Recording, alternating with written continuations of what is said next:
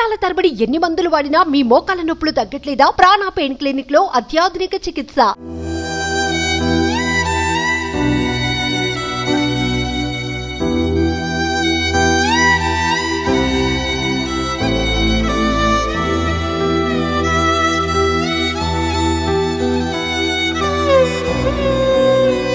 ఖమ్మం నగరంలో ఎటు చూసినా కూడా హృదయ విదారకరమైనటువంటి దృశ్యాలు కనిపిస్తున్నాయి. ప్రస్తుతం అందరూ కూడా కట్టుబట్టలతో రోడ్డు మీద పడ్డారు. అందరూ కూడా ఫుడ్ తినడానికి కూడా చాలా ఇబ్బంది పడుతున్నారు. ప్రభుత్వం వైపు నుంచి ఫుడ్ ప్యాకెట్స్ ఉన్నారు, అలాగే స్వచ్ఛంద సంస్థలు కూడా ఫుడ్ ఇచ్చేటువంటి పరిస్థితి కనిపిస్తుంది. ఇక్కడ కొంతమంది వ్యక్తులు ఇక్కడ ఖమ్మం నగరంలో ఈ విధంగా ముప్పుకు గురైనటువంటి కాలనీలో ఈ విధంగా అందరికీ కూడా ఫుడ్ పెడుతున్నటువంటి పరిస్థితి. చిన్నపిల్లలు పెద్దలు అందరూ కూడా ఈ విధంగా వచ్చి వారందరూ కూడా స్వచ్ఛందంగా ఫుడ్ ఇస్తున్నటువంటి పరిస్థితి మనకి ఇక్కడ చూడవచ్చు.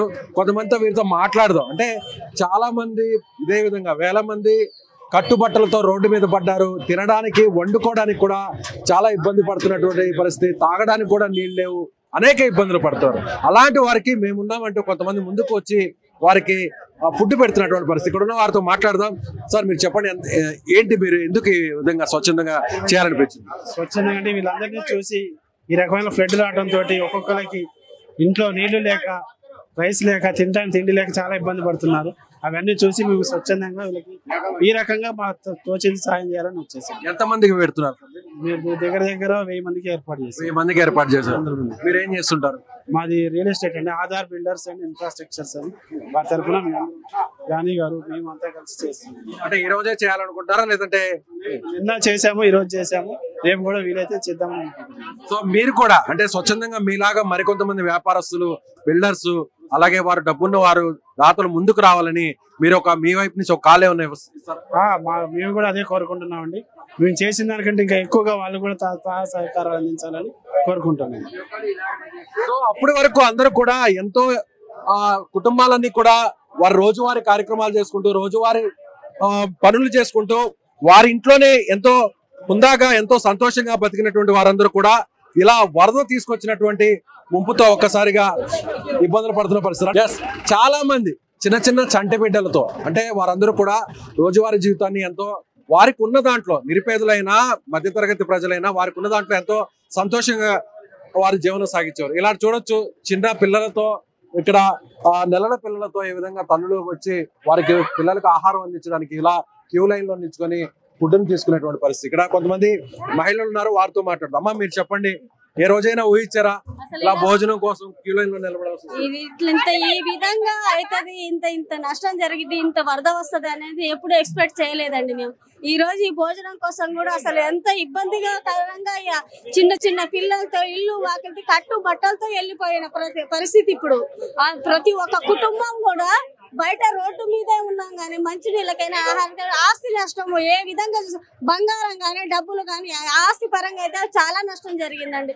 గవర్నమెంట్ వారు ఎవరైనా మన కాలనీని గుర్తించి సహాయం అందించగలరని మనవి చేస్తున్నాను. అంతే, ఇక మా బాధలు అర్థం చేసుకోండి మీరు. ఇప్పుడు మీరు చెప్పండి అమ్మా, మీరు ఇట్లా చిన్నపిల్లలతో వచ్చారు కదా, ఎప్పుడైనా ఇలా ఫుడ్ కోసం మీరు రోడ్డు మీదకి వచ్చి ఇబ్బంది పడతారని ఎక్స్పెక్ట్ చేశారా? చేయలేదు సార్. ఇగో పిల్లలు మరి ఏం చేయాలి, 2 రోజులు రైతు మార్కెట్లో ఉన్నాం, ఏం చేయం. ఇగో పిల్లల కోసం ఆకలి అంటే వండుకునే పరిస్థితి లేదు. ఇగో పిల్లల కోసం, ఇలా చిన్న చిన్న పిల్లల కోసం, అంటే వారికి రోజువారీ వారికి ఇష్టంగా ఉన్నటువంటి వారి అవసరాలకు తగ్గట్టుగా చేసుకునేటువంటి జీవనం ఒక్కసారిగా ఇబ్బంది పడింది. మీరందరూ కూడా భోజనం కోసం ఇలా రోడ్డు మీదకి రావాల్సినటువంటి దుస్థితి రావడం అనేది నిజంగా బాధాకరణం అని వీరందరూ కూడా చెప్తున్నారు. ఏంటమ్మా మీరు, మీ వారు ఏం చేస్తుంటారు, మీరు ఏం చేస్తుంటారు? ఇక్కడ కిరాకి వచ్చినాం, నెల అవుతుంది. బట్టలు టీవీ అన్ని కలర్ కొట్టకపోయినా ఒక జతగా బట్టలు కూడా లేవండి. ఇప్పుడు మీరు ఇంట్లో వండుకునే దానికి కూడా ఏం లేవా వస్తువులు? ఏం లేదు సార్, అన్ని పోయినాయి. బట్టలు కూడా పోయినాయి, అన్ని చెద్దలన్నీ బయట వేసినాం. మొత్తం ఖరాబ్ అయిపోయింది, అన్ని పారేసినాం. కొత్తగా తెచ్చుకొని వండుకొని తినాలి. మళ్ళీ మీరు వంటలు వండుకోవడానికి, వస్తువులన్నీ సమకూర్చుకోవడానికి ఎంత సమయం పట్టే అవకాశం ఉంది? ఎన్ని రోజులు పట్టే? చాలా 10 రోజులు పట్టిద్దండి. ఒక మనిషి చేయలేదు. అప్పుడు దాకా ఎవరో ఒకరు ప్రభుత్వమో లేకపోతే కొంతమంది స్వచ్ఛందంగా వచ్చేవారు వారు పెట్టే ఫుడ్ మీద ఆధారపడాల్సిందేనా? ఇప్పుడు ఆ ఫుడ్ తప్ప 10 రోజులు అయితే కంపల్సరీ వండుకొని తినలేము.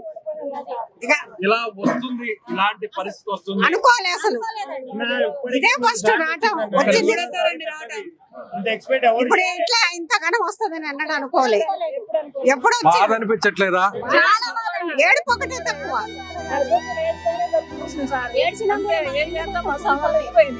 అంతే ఇక అన్ని కూలరు అన్ని పోయింది. ఒక్కసారి తలుచుకుంటే 2 రోజులు 3 రోజులు ముందుటున్న మీ పరిస్థితి, ఇప్పుడు పరిస్థితి ఊహించుకుంటే ఎలా ఎలా అనిపిస్తుంది?